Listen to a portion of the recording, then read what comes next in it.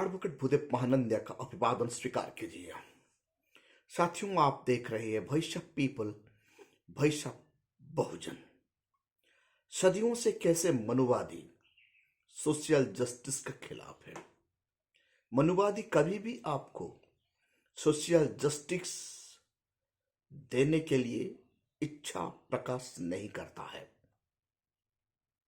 Doctor Baba Saheb Ambedkar का मेहनत आज भारत में भारतीयों को, खास करके schedule caste, schedule tribe, OBC, minority और वुमेन को सोशल जस्टिस कुछ हद तक मिला है। आज जो सोशल जस्टिस लोगों को एससी, एसटी, ओबीसी और वुमेन को जो मिल रहा है, वो भी मनुवादियों को जलन होता है। हमारा इतिहास को जब हम उठा के देखते हैं, तथागत बुद्ध से लेकर बाबा साहेब अंबेडकर से लेकर दादा साहेब कांसीराम से लेकर बहन मायावती जी तक, ये सोशल जस्टिस के लिए लड़ने वाले मसीहा है और महानायक है। तथागत बुद्ध समतामूलक समाज प्रतिष्ठा करने के लिए उन्होंने अपना घर त्याग दिए और भारत को दिशा निर्देश दिए। लगभग पाल डायनेस्टिक तक भारत में समतामूलक शासन था। चंद्रगुप्त मौर्य का पीरियड में सत्तामूलक शासन था। अशोक का पीरियड में शासन काल में समतामूलक शासन था। आते आते पाल डायनेस्टिक तक समतामूलक शासन। उसके बाद मनुवादियों ने शाम दाम दंड भेद छल कपट करके समतामूलक शासन को फिनिश कर दिए। आप उठाकर देखिए मनुवादियों का किताब, और आप उठाकर देखिए बुद्ध का धम्म पद और बाबा साहेब अम्बेडकर का संविधान। क्या फर्क है उनमें पता चलता है। जब हम धम्मपद को पढ़ते हैं तो वहां कैसे समतामूलक शासन, जाति विहीन समाज, मानवतावाद, भाईचारा, करुणा, दया, प्रेम, मानवतावाद पे प्रकाशित होता है। वैसे जब आप देखेंगे मनुवादियों का द्वारा रचा गया किताब रामायण अब आप पढ़ेंगे तो आपको वहां एजुकेशन नहीं दिया जाता है। यानी समाज में गैर बराबरी वो पैदा कर रहा है। जब आप पढ़ाई कर रहे हैं तो एजुकेशन आप प्राप्त करता है कोई शूद्र, तो उन्हें मृत्युदंड मिलता है। लेकिन बाबा साहेब अम्बेडकर का संविधान में आपको सोशल जस्टिस मिलता है। जो प्रियम्बुल में आप देखेंगे वहां लिखा गया है जस्टिस। बाबा साहेब यहां 3 बात कहते हैं जस्टिस के लिए: social justice, political justice, economic justice. यानी हर कोई इंसान को जस्टिस मिलना चाहिए, हमारा संविधान कहता है। लेकिन रामायण में आप एक पन्ना उठाकर देखिए, वहां शूद्र को जब एजुकेशन प्राप्त करने के लिए शूद्र कोशिश करता है तो उन्हें मृत्युदंड मिलता है। मनुवादी का सोच और देखिए, महाभारत आप पढ़िए, वहां शूद्र को शासन वर्ग में बैठने के लिए शासन और प्रशासन में अंशीदारी नहीं मिलता।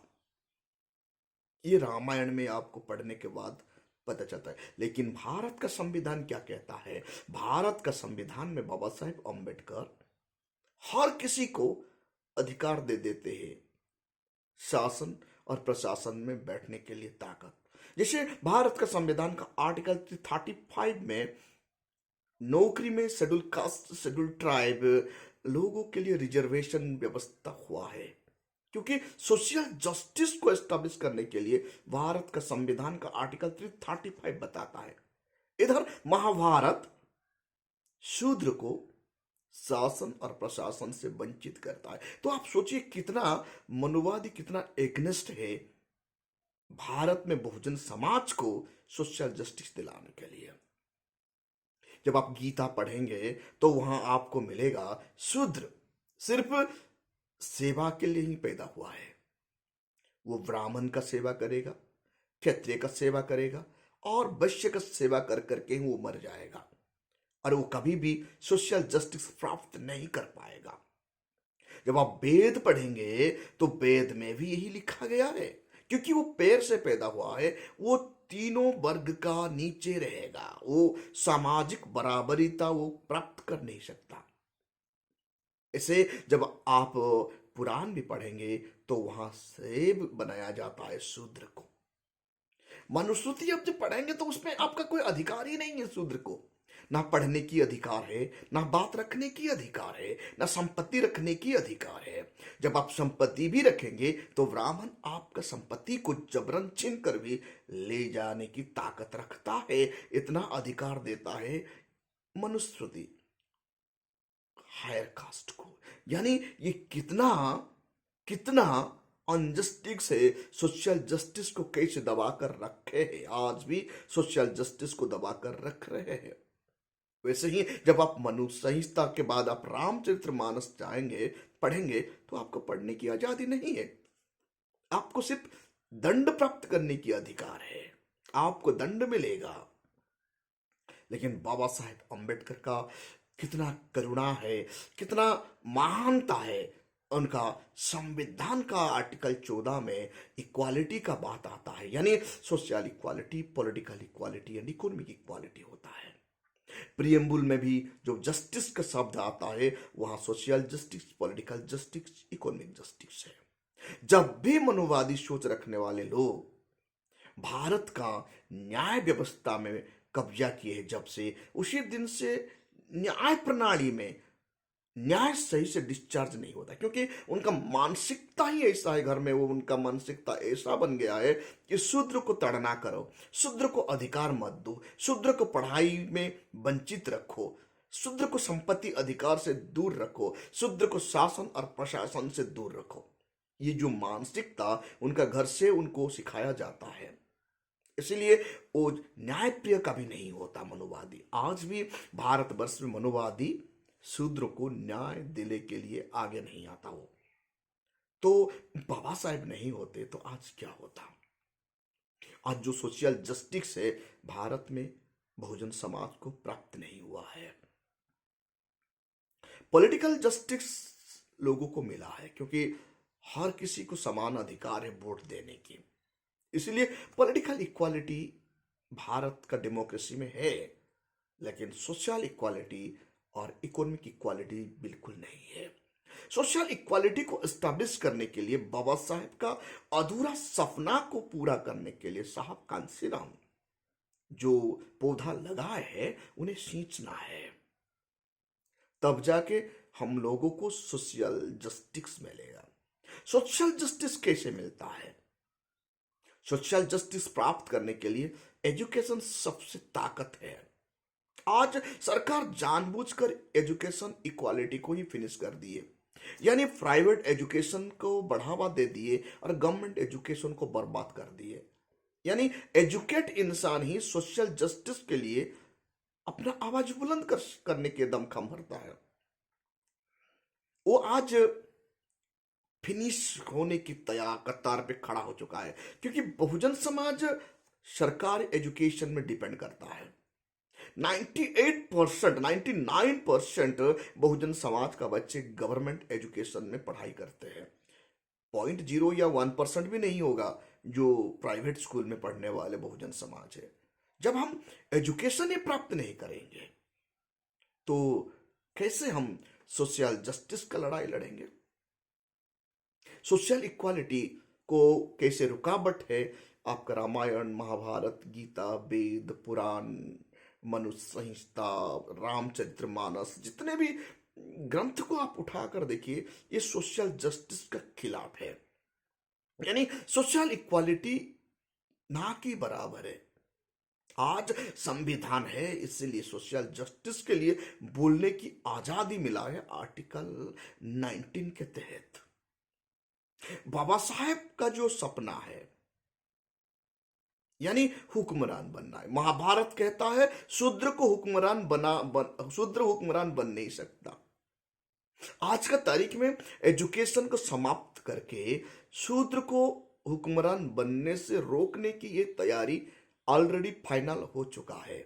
यानी government education institution, school, college, university को बिल्कुल बर्बाद कर दिया गया है और प्राइवेट स्कूल और कॉलेज को एस्टैब्लिश किया जा रहा है। यानी गरीब का बच्चा पढ़ाई कर नहीं पाएगा और वो शासन और प्रशासन में हिस्सेदारी बन नहीं पाएगा।